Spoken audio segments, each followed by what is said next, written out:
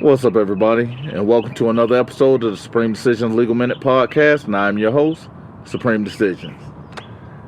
Today is going to be one of the Pill Diaries, kind of episode 2. Now, for those of you that are not familiar with it, Supreme Decisions itself is a platform that teaches law on a common level, where it's simplified for the everyday man and woman to actually understand and be able to apply and defend themselves whenever presented with an opportunity of such. Well, the Red Pill Diaries is something that I've gone into that deals with only facts. I'm dealing with only the truth because I'm offering a perspective. I'm not necessarily going into law, but I'm giving you perspective on how the applications go and why the changing of ideas is necessary. Well, in today's episode, I'm going to talk about a video I watched, and it was from the Harvard Law School. As you know, Harvard has the best attorneys in the country, has one of the highest rated law schools in the world. Today's episode deals with the Harvard, a moral side of murder. That sounds kind of like an oxymoron for the most part. But the simple thing is, we're looking for morality when we're looking at actual murder. We're looking for a reason to not convict when someone has done something egregious, as in taking one's life. I actually put up a video from the movie Betty, where the preacher spoke about crimes with no real punishment. And most of the speech that he gave literally 20 years ago applies today. But here's where I'm going to kind of flip it, because I'm offering, again, like I said in the Red Pill Diaries, perspective. Now, for those of you that can see me, most of you guys can see I love being at a park. I'm outside. My eyes are kind of puffy because apparently I'm allergic to pollen now. But what it is that I'm offering is your ability to see clearly, even though mine is impaired at the moment. But let me get into it a little bit, because the idle rambling at this moment, seems a little unnecessary. Simply because today's episode isn't going to be a long one. Generally, the Red Pill Diaries are not long, but it offers you an opportunity to think. Now, when we're talking about a moral side of murder, I'm coming at you through the perspective of when the good guy is the one that's doing the murdering of the alleged bad guy. The good guy in many of our cases would be the police officer when they're becoming judge, jury, and also executioner. Later, I'll give you more in depth about exactly what it is I'm speaking about. But in this conversation, it's not going to be any particulars, but it's going to offer you, again, the opportunity to think. Now, the first idea was brought across through the ideals of a runaway trolley. You are the conductor. You're the one controlling the trolley. Well, in this manner, the trolley has no brakes. It is barreling out of control towards 5 people. You then see a secondary track. On that secondary track, there's a lone worker working by himself, unknowingly in the railway directly in front of this runaway trolley. You have a choice. The choice is continue rolling out of control and barrel into the 5 people, or veer off on this lone track towards this lone worker who is unbeknownst, has no idea what's about to happen. Who do you kill?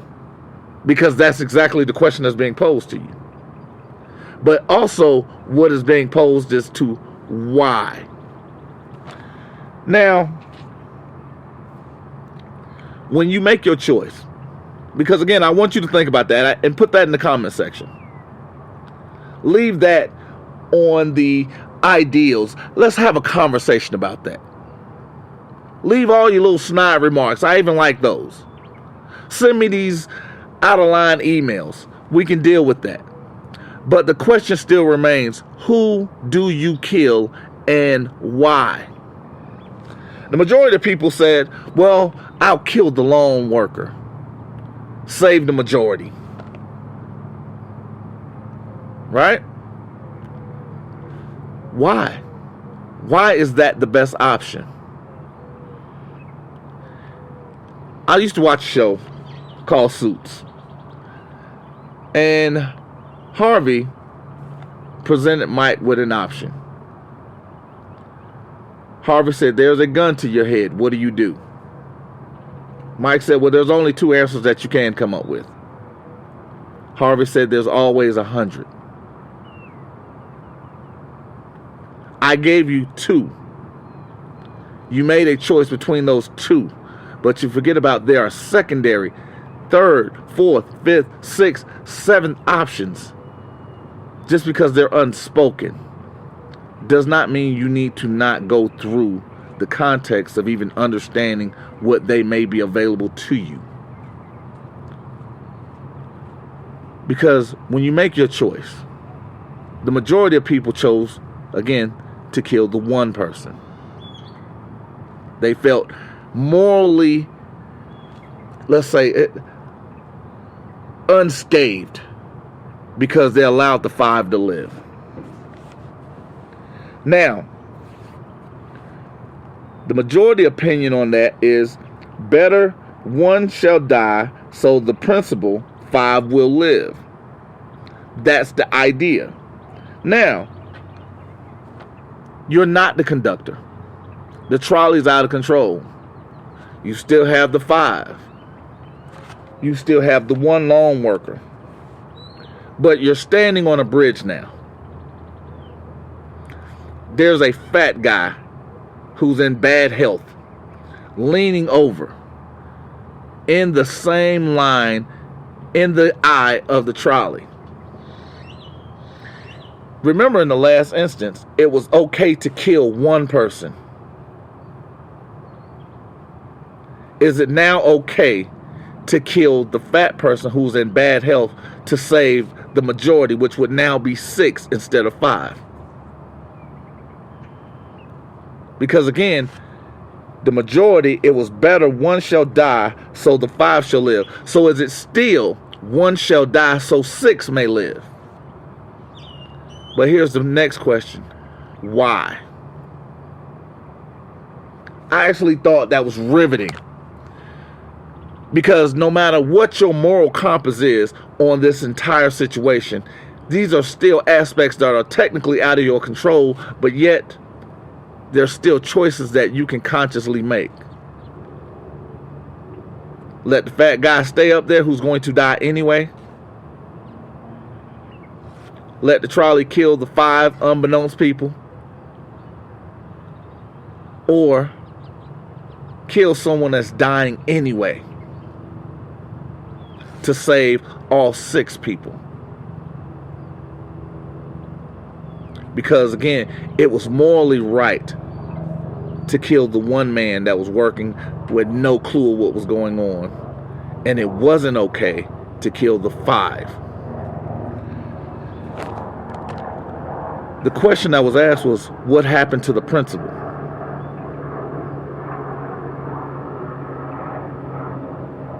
Sometimes the pause isn't even for dramatic effect, but it's an opportunity for you to actually think about what was said, because the question was, what happened to the principle? We're often asked about the right thing to do or the moral thing to do. Now, here's the thing. We've never been taught that those are separate issues. The right thing to do and the moral thing to do have nothing to do with one another. Because the right thing to do is what you feel it would be, which would allow you to sleep better at night. The moral thing to do would be the thing that encompasses you to make the move. Now, there are going to be a lot of people that disagree with that statement, and it's easy. It's cool. It's actually okay, because I'm actually well enough and secure enough to understand that I'm putting myself out there for that ridicule. I'm putting my statement out there for someone to actually go against it. And it's easy, it's cool. Don't get upset. But it allows a dialogue. Is it something that you can say that can change my moral compass? Because most of our morality comes from experience. Most of our right and wrong comes from experience. Being righted or being wronged. When you talk about the simplicities of morality, the oxymoron within that is the actual idea that you can be right. But there's an off chance that you can be wrong. Because the thing is, when you're leaving things in the ideas of right and wrong versus situationally best or better or worse, these are things that are done with expectation management. Because whether you'll say the 5 or the 1, what made it wrong?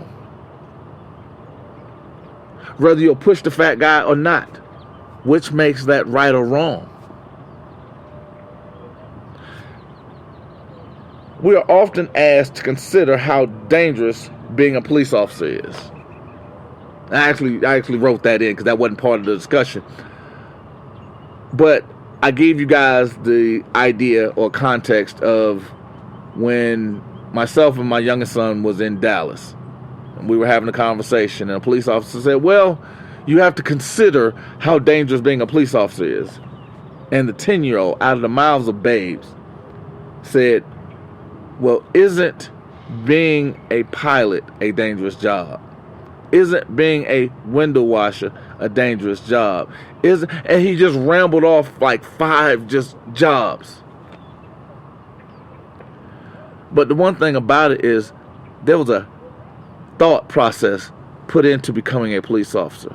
There was a training process put into becoming a police officer.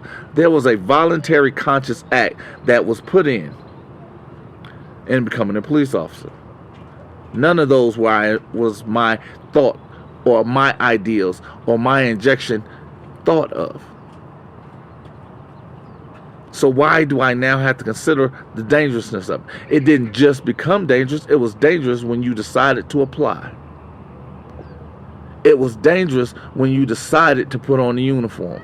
It's dangerous every day that you step out. Because I love Dustin Poirier. Because everybody loves to do karma. Oh, well, the karma's going to get you. Karma's going to get you. But you also forget that you reap what you sow. And Dustin Poirier, one of the things he put, karma is a mirror. Karma's not a bitch. Karma's a mirror. Because it's a reflection of what you're doing. It's a reflection of your actions. Now, does that mean you're always going to have something good happen if you're doing good? No. Because you're always going to have some sort of challenge. But it's your perspective on how you see the good or bad. Because every bad offers you an opportunity for better. If you don't have that opportunity, are you getting better? But what made it bad is your perception. These are the things that I'm teaching today. Because when you're thinking about, do I save this guy or do I save that guy? What makes one's life more valuable than the next? What makes more meaning in one's life versus the next? Because that's what we have going on right now. And we have the Karen situation. They're policing by feeling. They're doing things that allows the idea of what security is to dictate what goes on with them. Because when you have a thought, because I even talked about this, you have an idea of someone being perceived as dangerous. I even spoke about, if you weaponize my skin, how can I ever be unarmed? If I don't participate in my own deprivation, why am I the problem? If I'm not doing things that allow me to be free, how is it that I can make your job easier? Because here's the thing. Kwan Green, he was labeled as a hero who prevented the shooting inside the La Victoria restaurant in San Jose. The San Jose Police Department opened fire on this young man after he had disarmed a gunman. He did not fit the description that the police was given of the gunman. He did not have a weapon at the time he was murdered. But what happened was the police lied in their reports, which, I often speak about because, one, they're using stock language. They can't tell the truth. Two, they can't articulate because they're using stock language, and because they're not hiring intelligent people that can't articulate. Jordan V. Prince, for those who don't understand the things that I'm saying. But when they're saying or inferring things, we're expected to then accept their behavior, no matter what it is. We have to make the morality of their actions good. Because the person that they're dealing with had to have been a bad person. The decision they made had to have been the right one. Because if we actually have to look at the situation as itself, we have to go through the totality of circumstances ourselves. If we have to look at it and say this person is wrong for what they did, we're moralizing murder. We're saying that this world is better without Kwan Green, the person who saved several people from a gunman inside a restaurant who was just sitting down eating. We're saying that this police officer's judgment cannot be questioned simply because he's on the spectrum of good, or she's on the spectrum of good. But what made them good? What made their actions moral? What made a decision to shoot someone that is unarmed a good decision? Why did we moralize murder? Jamel Roberson. Jamel Roberson was a 26-year-old man, and I'm actually going to talk about him in another podcast because, again, this is something that came up in another situation. But he was a 26-year-old man. He was a security guard. He was in Illinois. Jamel was shot while being a security guard by a SWAT team leader. He was told that there was a shooting. Jamel was the hero. The police murdered him while he was working. He did not match the description of the gunman. He was not doing something illegal at the time. He was working. He saved the lives of many others that was just going to his job to entertain themselves.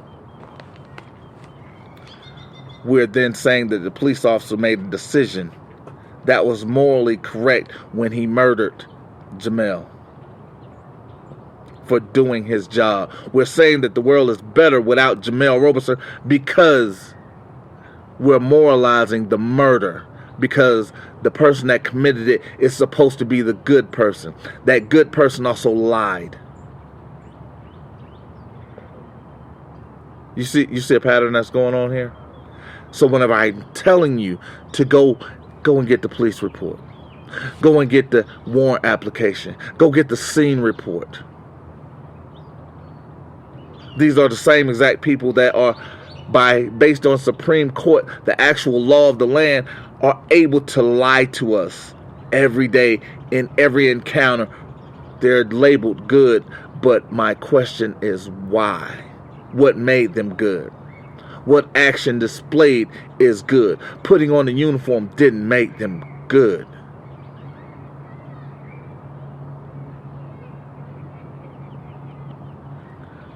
But we're moralizing murder.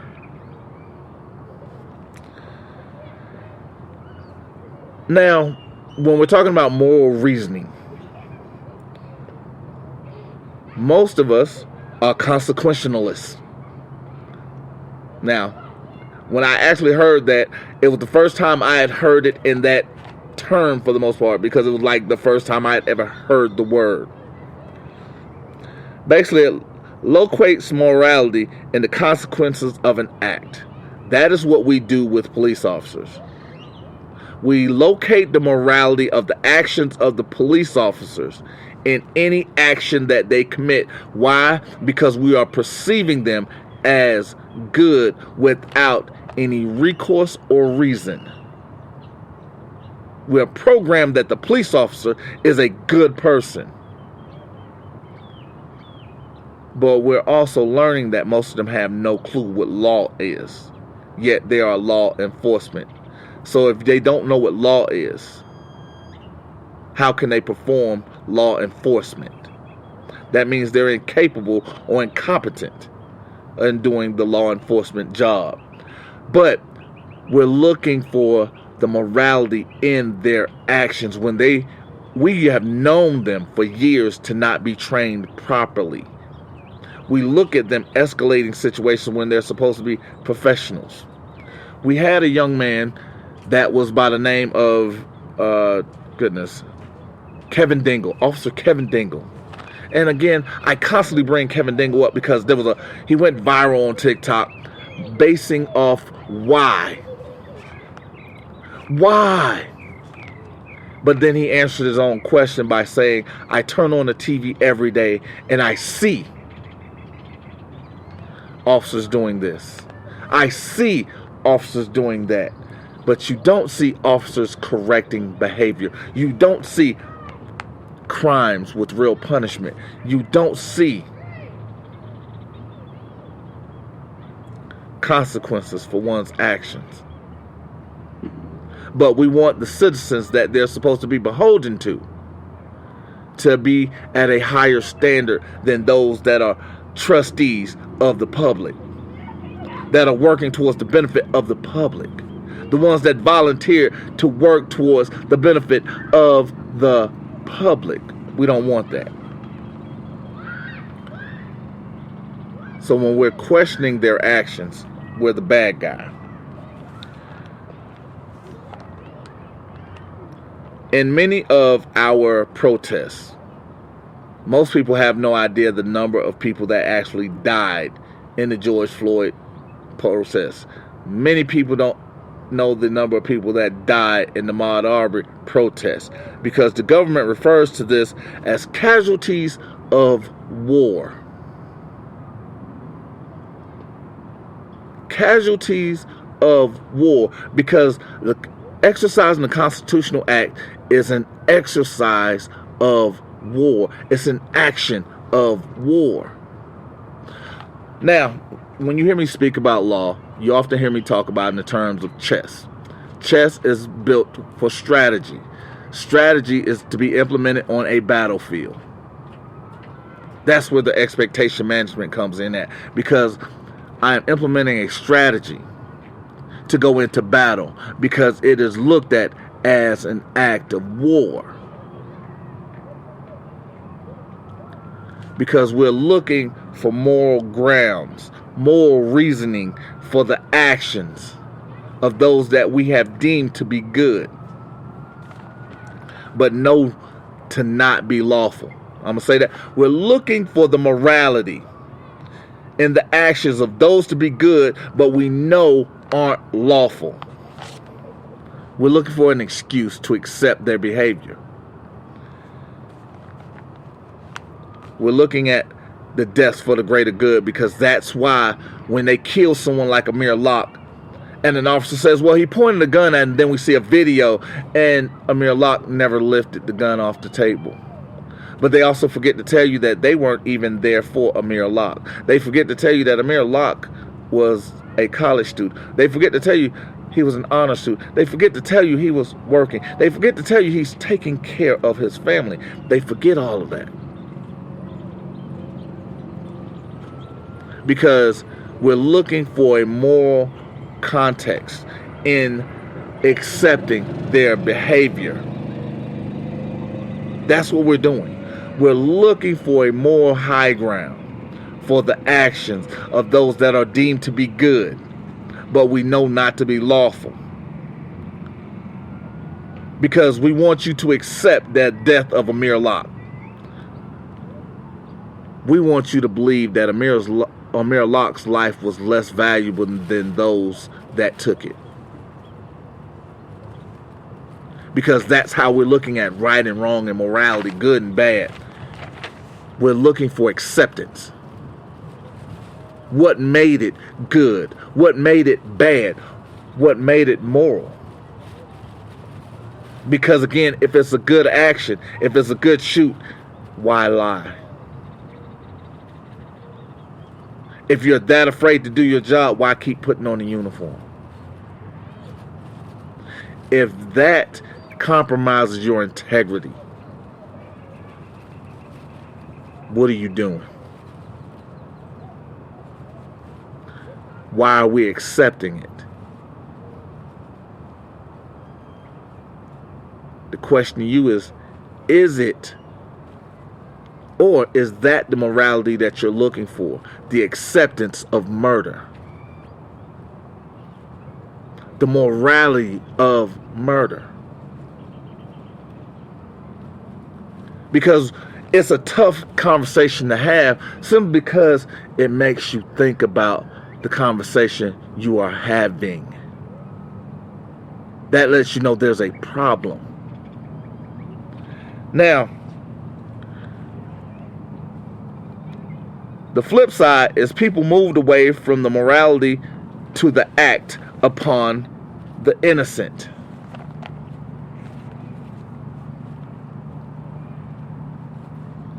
Quan Green, innocent. Jamel Roberson, innocent. Amir Locke, innocent. Did the morality shift because they were innocent? Or because the person that committed the murder wasn't charged? The person that committed the murder lied. The person that committed the murder, and keep in mind these are different people that committed the exact same acts in the exact same orders, and it was accepted as moral. Is that moral? Because it now sounds purposeful. I gave you 3 different situations, 3 different states, 3 different cities, 3 different people, 3 different actions, 3 different murders, 3 different times to accept the morality of murder. There was no uproar. Because the justifying the murder of an unarmed bad person versus remaining silent on the moral act perpetrated by the alleged good guy. I'm going to say that one more time because I actually didn't even realize I wrote that down. We're justifying the murder of an unarmed bad person because it's okay to kill him in the street if they're bad, even if they were not bad at that moment. It was okay to murder George Floyd at that time, even though he was not committing a crime at that time, because he used drugs back in the day, because he did something back in the day. Today was okay because what he did yesterday, not for what he was being punished for today. But when I bring it up, I'm the bad guy. When I call it out, I'm the one that doesn't know what I'm talking about. When I talk about it, we forget that there was a purpose behind it. Because we're looking for the morality in the murder. Because it was perpetrated by an alleged good guy. Categorical. Morality based on duty and rights. It's the system of executions. One of my early podcasts, I did one that talked about state-sanctioned executions. State-sanctioned executions. I went over the entire United States, almost 103 people that was murdered by lethal injection, gas, or electric chair that was knowingly innocent of a crime. Because many of us want to still lash out at the Central Park 5 because 2 of them was actually held in jail after finding out with definitiveness that someone else had committed these acts. Someone else had confessed to these acts. Someone else, DNA was on this woman's attire. This woman also pointed out someone else and also was older. It was morally okay to question a 14-year-old for 17 hours. But it was not morally okay to hold a woman who worked 14 hours accountable for going in the wrong apartment and killing someone. Because it was perpetrated by an alleged good guy. She then lied about it. It was okay to keep these children in jail and in prison, even though they knew they didn't commit this act. It was morally okay. Because it was system-sanctioned execution, system-sanctioned holdings. Now, many will ask, why will I ever go into this? And apparently the man cutting grass don't want me to go into it either. But I also told you today's episode was going to be short, and it's coming to a tail end. But the question is, why go into the morality of murder? It's because we're being sculpted, shaped, molded into believing, seeing, and accepting. Believing, seeing, and accepting the actions of the perceived good guy without question. And we're deeming that as a moral act. Because here's what I want to do today. My goal is to make clear what is actually at stake in our everyday lives. But here's the risk. Once the familiar becomes strange, it can never become familiar again. Once your mind has been opened, there is no turning back. And for many of you, you can turn off the podcast right now. Close your eyes, and when you wake up, the world can be as however you see it or perceive it to be. Or option B, you continue to listen. Your mind continues to expand. I show you how deep the rabbit hole goes. And remember, all I'm offering you is the truth and nothing more.